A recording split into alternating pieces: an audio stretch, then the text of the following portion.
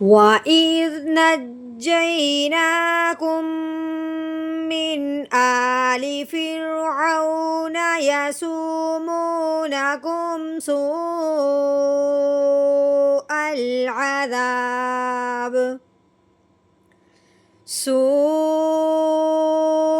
الْعَذَابِ يُذَبِّحُونَ أَبْنَاءَكُمْ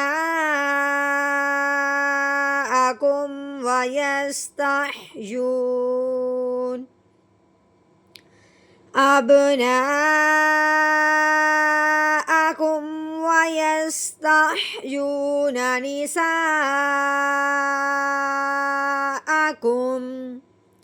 وَفِي ذَلِكُمْ بَلَاءٌ مِّن رَّبِّكُمْ عَظِيمٌ.